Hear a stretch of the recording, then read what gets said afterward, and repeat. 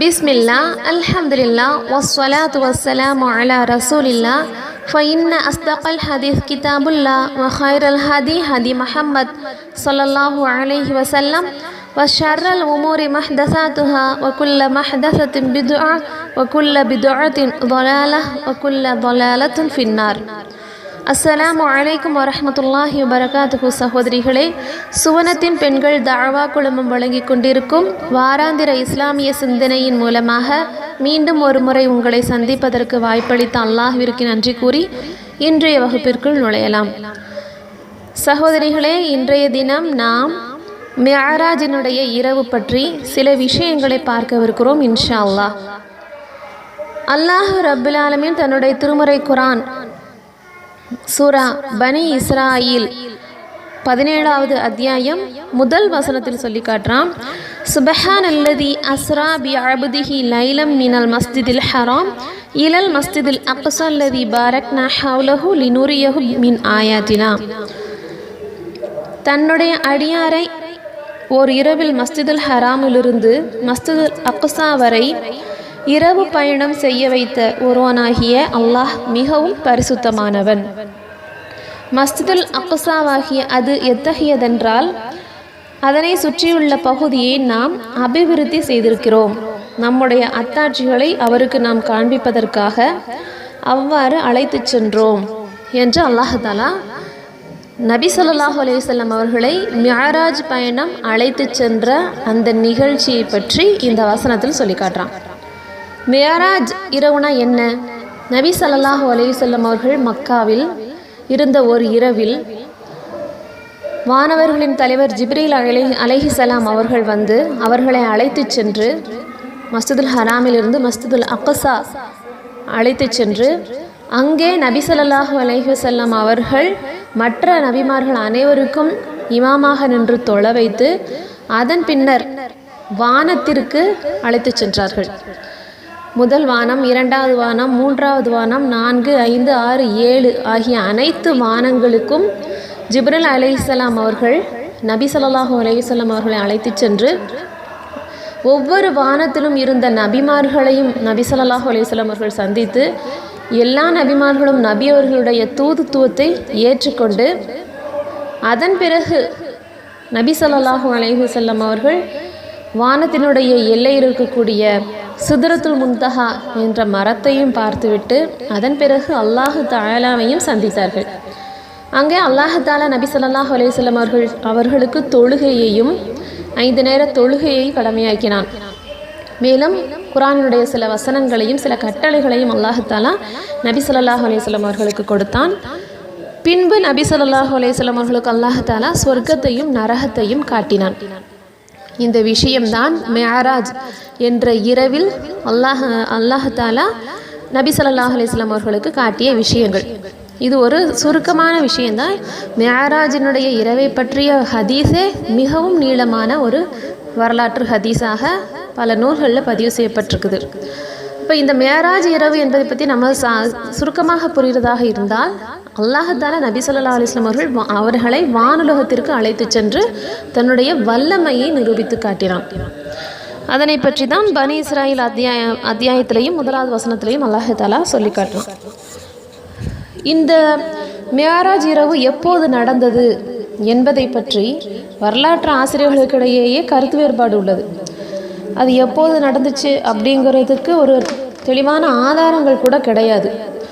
அதாவது வரலாற்று ஆசிரியர்கள் பதிவு செய்கிறாங்க, நபித்துவம் கிடைத்த முதல் வருடம், அதாவது ரசூலுல்லாவுடைய 40வது வயசில் தான் ரசூலுல்லா மிஅராஜுக்கு அழைத்து செல்லப்பட்டாங்க என்றும், நபித்துவம் கிடைத்த 5வது வருடம் என்றும், நபித்துவம் கிடைத்த 10வது வருஷம் ரஜப் மாதம், நபித்துவம் கிடைத்த 12வது வருஷம் ரமலான் மாதம், நபித்துவம் கிடைத்த 13ஆம் வருஷம் முஹர்ரம் மாதம், நபித்துவம் கிடைத்த 13வது வருடம் ரபியுல் அவ்வல் மாதம், இந்த நாட்களிலெல்லாம் மிஅராஜ் இரவு நடந்திருக்கலாம் என்று அறிஞர்கள், வரலாற்று அறிஞர்களுக்கிடையே கருத்து வேறுபாடு தான் நிலவுகிறதை தவிர இந்த இரவில்தான் நபியவர்கள் மிஅராஜ் பயணத்திற்கு வானுலகத்திற்கு அழைத்து செல்லப்பட்டார்கள் என்ற எந்த ஒரு ஆதாரபூர்வமான ஹதீஸ்களும் கிடையாது. ஆனால் இன்றைக்கு நாம் நம்முடைய சமுதாயத்தில் பார்க்குறோம், எல்லா விஷயங்களிலையுமே பித்ஆவை புகுத்தி விட்ட இந்த சமுதாயம் இந்த மிஅராஜ் இரவிலேயும் பித்ஆவை புகுத்திவிட்டது. அதாவது ரஜப் மாதம் 27வது இரவில் தான் நபி ஸல்லல்லாஹு அலைஹி வஸல்லம் அவர்கள் மஸ்ஜிதுல் ஹராமிலிருந்து வானுலகத்திற்கு அழைத்து செல்லப்பட்டார்கள். அன்றைய இரவில் தான் மிஅராஜ் நடந்தது. ரஜபுடைய மாதம் 27வது நாளில்தான் மிஅராஜ் இரவு நடந்தது என்று மக்கள் உறுதியாக நம்பி அந்த இரவிலேயே பல புதுமையான விஷயங்களை, மார்க்கம் கற்றுத்தராத பல புதுமையான விஷயங்களை செய்து வருகின்றார்கள். உதாரணமாக சொல்கிறதா இருந்தால் அந்த நாளில் மிஅராஜ் இரவு நடந்ததாக சொல்லப்படக்கூடிய, அவர்கள் குறித்து வைத்திருக்கக்கூடிய அந்த நாளில்தான் வானத்திலிருந்து ஆயிரக்கணக்கான மலக்குமார்கள் பூமிக்கு அல்லாஹுடைய ஒளியை ஏந்தி கொண்டு பூமிக்கு இறங்குவார்களாம். எந்தெந்த வீடுகளெல்லாம் அல்லாஹுடைய நினைவு கூறப்படுகிறதோ அந்த வீடுகளுக்குள்ளே எல்லாம் சென்று அல்லாஹுடைய ஒளியை மலக்குமார்கள் நிரப்புவார்கள் என்றெல்லாம் மக்களே புதுமைகளாக புகுத்தி வச்சிருக்கிறாங்க. மேலும் அந்த ரஜப மாதம் 27வது நாளில், மிஅராஜுடைய நாளில் இரவு நேர தொழுகைகள், விசேஷ தொழுகையெல்லாம் தொழுவாங்க. 6 சலாம் கொண்டு 12 ரக்காயத் தொழுவாங்க. அதில் குல்ஹுல்லாஹு அஹது சூறாவை 5 முறை ஓதுவாங்க. மேலும் 3 சலாமை கொண்டு 6 ரக்காயத் தொழுவாங்க. அதில் குல்ஹுல்லாஹு அஹது சூறாவை 7 முறை ஓதுவாங்க. மேலும் அந்த தொழுகையிலேயே 100 முறை இஸ்திக்ஃபார் தேடுறது. மேலும் 2 ரக்காயத் தனியாக தொழுது அதில் அலம் தர கைஃப சூறாவையும் ஈலாஃபி குரைஷ் சூறாவையும் ஓதுவது. இதுபோல் பல விஷயங்களை அன்றைய நாளுக்கென்றே ஸ்பெஷலாக தொழுவாங்க. மேலும் அன்றைய நாளுக்காகவே ஸ்பெஷல் நோன்பு, சிறப்பான உம்ரா, சிறப்பான தர்மங்கள், சிறப்பான நற்செயல்கள், இதுபோல் நிறைய விஷயங்களை செய்வாங்க. பார்க்கறதுக்கு இதெல்லாம் நன்மையான காரியம் போல தான் தெரியும். நற்செயல்கள் தானே செய்கிறாங்க.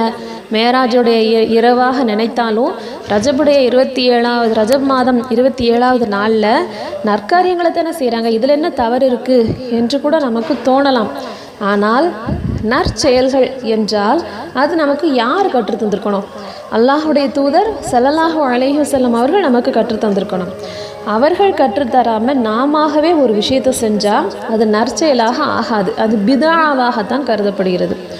அல்லாஹுடைய தூதர் ஸல்லல்லாஹு அலைஹி வஸல்லம் அவர்கள் சொல்கிறாங்க, மன் அஹ்தஸ ஃபீ அம்ரினா ஹாதா மா லைஸ மின்ஹு ஃபஹுவ ரத்துன். நம்முடைய மார்க்கத்திலே என்னுடைய கட்டளை இல்லாமல் யார் ஒரு புதிதாக ஒரு விஷயத்தை சேர்க்கிறாங்களோ அது ரத்து செய்யப்படும், நீக்கப்படும், நிராகரிக்கப்படும் என்று நபி அவர்கள் எச்சரிக்கை செஞ்சுருக்கிறாங்க. இப்போ நபி ஸல்லல்லாஹு அலைஹி வஸல்லம் அவர்கள் சொல்லாமல் ஒரு விஷயத்தை நன்மை என்று கருதி நாமவே இந்த சமுதாயத்தில் புகுத்தணும்னு சொன்னால் அது மார்க்கத்தில் சேர்க்கப்படாது, நீக்கப்படும். நாம் இந்த வாழ்க்கையில் நம்ம பின்பற்ற தகுதியான மனிதர் யார்? அல்லாஹுடைய தூதர் ஸல்லல்லாஹு அலைஹி வஸல்லம் அவர்கள்தான். அவர்கள் நமக்கு கட்டளையிட்ட காரியங்களைத்தான் நாம் செய்யணுமே தவிர நம்முடைய முன்னோர்கள் நமக்கு சொல்லி தந்திருக்கக்கூடிய காரியங்களை நாம் பின்பற்றக்கூடாது. அல்லாஹ் தஆலா தன்னுடைய திருமறை குர்ஆன் 59வது அத்தியாயம் 7வது வசனத்தில் சொல்லி காட்டுறான், வமா ஆதாக்குமுர் ரசூலு ஃபஹுதூஹு வமா நஹாக்கும் அன்ஹு ஃபன்தஹு. உங்களுடைய தூதர் உங்களுக்கு எதை கொண்டு வருகிறாரோ அதனை நீங்கள் எடுத்துக்கொள்ளுங்கள், உங்களுக்கு எதனை விட்டும் அவர் தடுக்கிறாரோ அதனை விட்டும் விலகி கொள்ளுங்கள். வத்தகுல்லாஹ், அல்லாஹுவை அஞ்சி கொள்ளுங்கள். இன்னல்லாஹ ஷதீதுல் இகாப், நிச்சயமாக அல்லாஹு தாலா வேதனை செய்வதில் மிகவும் கடினமானவன் என்று அல்லாஹு தாலா சொல்லி காட்டுறான். இப்போ அல்லாஹுடைய தூதர் ஸல்லல்லாஹு அலைஹி வஸல்லம் அவர்கள் நமக்கு ஒரு விஷயத்தை நன்மை என்று சொல்லி தந்தார்கள்னா அதை நாம் எடுத்துக்கொள்ளணும். அவர்கள் ஒரு விஷயத்தை நமக்கு சொல்லி தரலன்னு சொன்னால் அதை நம்ம செய்யக்கூடாது. நாமவே விரும்பி நல்லமல்கள் என்று மார்க்கம் காட்டித்தராத புதுமையான விஷயங்களை செஞ்சால் என்ன நடக்கும்? வத்தகுல்லாஹ், அல்லாஹுவை அஞ்சி கொள்ளுங்கள். இன்னல்லாஹ ஷதீதுல் இகாப், நிச்சயமாக அல்லாஹ் தஆலா வேதனை செய்வதில் மிகவும் கடினமானவன் என்று அல்லாஹ்வே எச்சரிக்கிறான். அதனால் இந்த இரவுகள் பராத் மிஅராஜினுடைய மிஅராஜ் இரவில் செய்யக்கூடிய இந்த புதுமையான நிகழ்வுகளை மக்கள் விட்டு விலகி இருக்கணும். இதை பற்றி நபியவர்கள் நமக்கு எந்த ஒரு விஷயமும் கற்றுத்தரலை. மேலும் இந்த இரவில் செய்யக்கூடிய மற்றொரு விஷயங்கள் மற்ற என்னென்ன அமல்கள்லாம் அவங்க செய்கிறாங்கன்னு சொன்னால், இந்த இரவில் தான் சப்தமிட்டு திக்ருகள் ஓதுவாங்க. ரஜபு மாதத்தினுடைய 27வது இரவில் சப்தமிட்டு திக்ருக்கள் ஓதுறாங்க, துவாக்கள் செய்கிறாங்க. ஆனால் இப்படி செய்யலாமா? இதற்கு மார்க்கத்தில் அனுமதி இருக்குதா? அல்லாஹ் தஆலா என்ன சொல்கிறான்? உதுஉ ரப்பக்கும் தலர்ருஅன் வ குஃபியா, உங்களுடைய இறைவனை பணிவாகவும் அச்சத்துடனும் பிரார்த்தனை செய்யுங்கள். இன்னஹு லா யுஹிப்புல் முஅ்ததீன், நிச்சயமாக அல்லாஹ் தஆலா வரம்பு மீறுபவர்களை நேசிக்க மாட்டான் என்று சொல்லி காட்டுறான் 7வது அத்தியாயம் 55வது வசனத்தில். இப்படி இருக்கும்போது சப்தமிட்டு துவாக்கள் செய்கிறது, திக்ருக்கள் செய்கிறது, இதெல்லாம் மார்க்கத்தில் இல்லாத விஷயங்கள், அல்லாஹுடைய கட்டளையை மீறக்கூடிய விஷயங்கள் என்பதை நாம் அறிந்து கொள்ள வேண்டும். அதனால் சகோதரிகளே, இந்த மிஅராஜினுடைய இரவு என்று மக்கள் ரஜப் மாதத்தினுடைய 27வது இரவை சிறப்பித்து செய்வதற்கும் சிறப்பித்த அமல்கள் செய்வதற்கும் அதனை மகத்துவப்படுத்துவதற்கும் அல்லாஹுவோ அல்லாஹுடைய தூதரோ நமக்கு எந்த ஒரு விஷயத்தையும் வழியையும் காட்டித்தரலை. மேலும் இந்த இரவு எப்போது நடந்தது என்றே வரலாற்று ஆசிரியர்கள் மத்தியில் கருத்து வேறுபாடுகளும் நிகழ்கிறது. அப்படி இருக்கும்போது அப்படி ஒரு இரவை நாம் கண்டிப்பாக ஒரு தினமாக வழிபடக்கூடிய ஒரு சிறப்புமிக்க ஒரு தினமாக நாம் கொண்டாடவே கூடாது. மிஅராஜ் பயணத்தை அல்லாஹ் தஆலா எதற்காக ஏற்படுத்தினா? லினுரியஹு மின் ஆயாத்தினா, நம்முடைய அத்தாட்சிகளை அவருக்கு காண்பிப்பதற்காகத்தான் என்று அல்லாஹ் தஆலா சொல்லியிருக்கிறான். அதனால் அல்லாஹுடைய வல்லமையை உணரக்கூடிய ஒரு நிகழ்வாக இந்த மிஅராஜ் விண்ணுலக பயணத்தை நாம் எடுத்துக்கொள்ள வேண்டும்.